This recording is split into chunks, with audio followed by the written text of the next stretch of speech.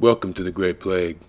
That should be the sign in the hospital nursery when you're born, as you're being born into a world of institutional child abuse. Today I want to talk about having sympathy for the oppressor. This is actually a topic that we really need to go in depth on, so this may be the first of many. However, I'd like to start this with a little anecdote, something that happened to me a few years back. I was on Reddit, of course, talking about the effects of institutional child abuse, and ended up getting in a debate/argument with a bunch of guys who, it turned out, these guys were like military special forces guys, right? So, of course, I was explaining how war is one of the most egregious forms of institutional child abuse. I mean, what worse things could you do to a child than war?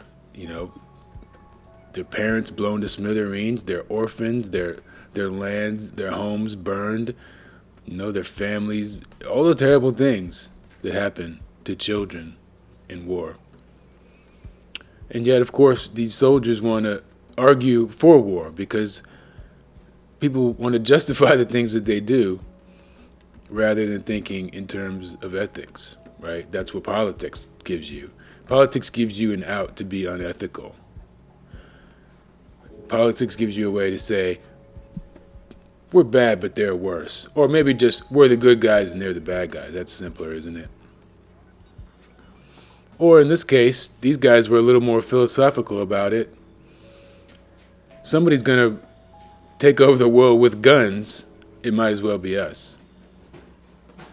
So, it had never occurred to me before because, the guys that I knew growing up who went into the military were just kind of like average guys pretty much. Yeah, I mean, they were tough guys or whatever, but they weren't like special forces. I didn't know about that world too much, I didn't realize that these special forces guys are like really mentally ill dudes, most of them. They're out there, they want to kill.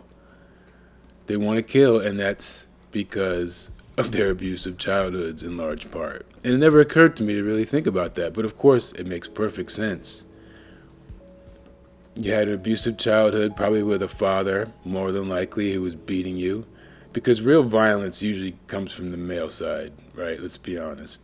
The emotional abuse is more of the feminine side. It can be both, of course. But, the guys who were getting beat up by their fathers, their older brothers, or in their neighborhoods, and they developed a real animosity towards people. And then here is a profession where all those traits are glorified. Not only are you given a job to go do what you want to do, which is hurt people, but you're told that you're going to be given all these accolades and medals and status. So it's a win-win, right? Well, the same thing I would say holds true of the oppressor class. It's the same thing as with these special forces guys. There's all this familial child abuse. And I think the thing that gets lost for a lot of us is that we never see that. We never see that class, most of us. Just like we never see the inner workings of a special forces group.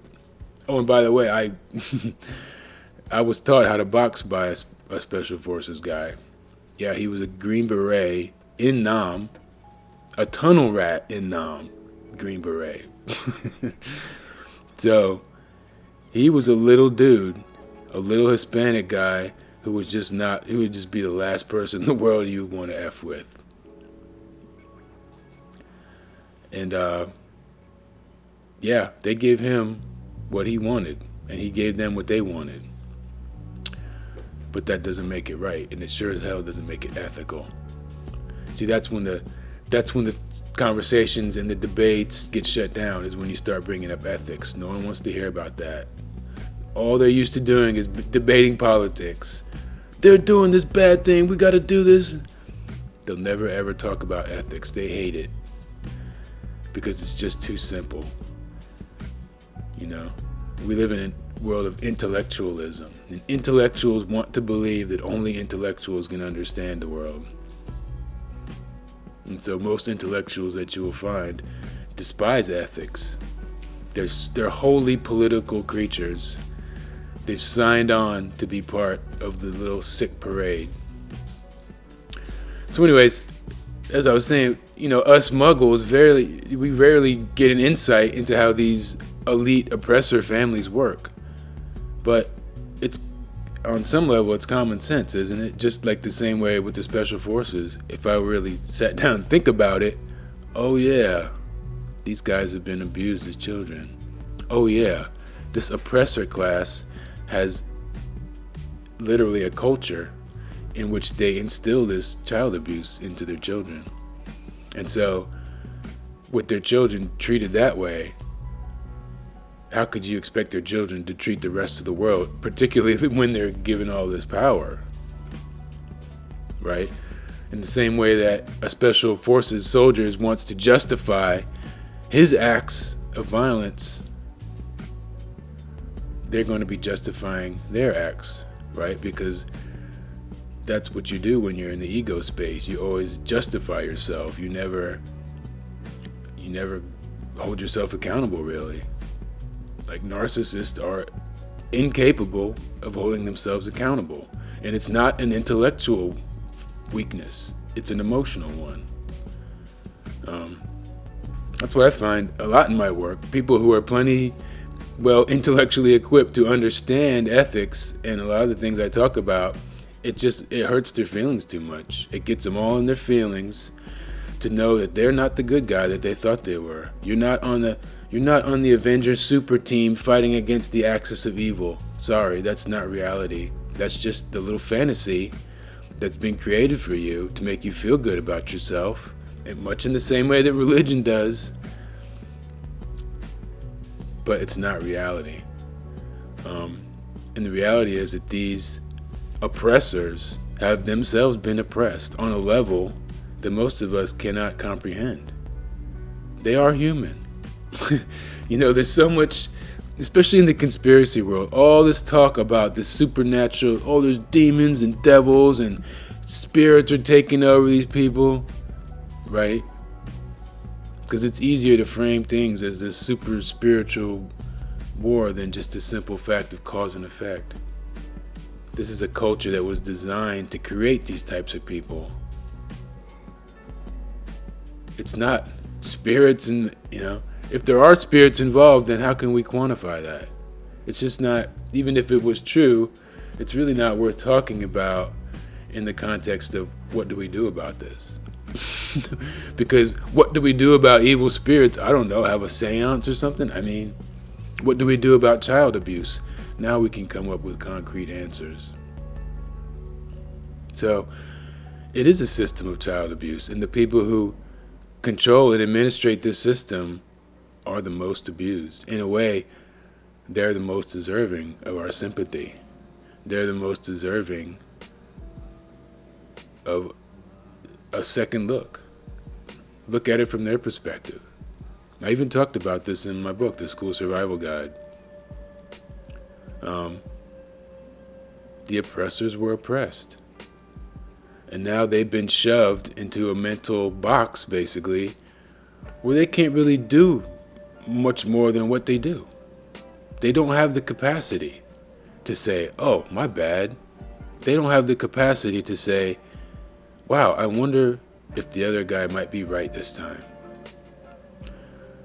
They don't have the capacity to let their ego be under control. And I know, garden variety narcissists, people who are not really full-blown NPDs, but who just have narcissistic traits, they're like that. You know it.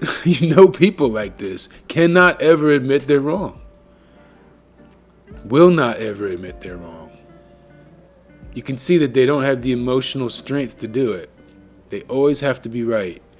And so you see this with the oppressor classes, with these goofballs, these techno overlord goofballs with their silly little outfits and stuff.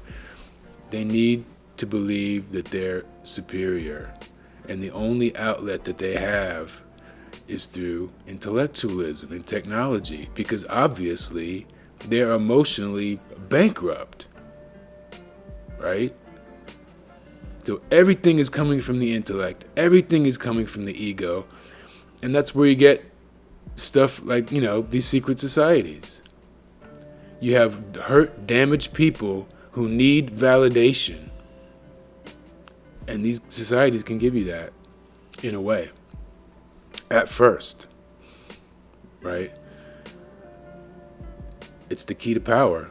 What better validation can there be for many people than power?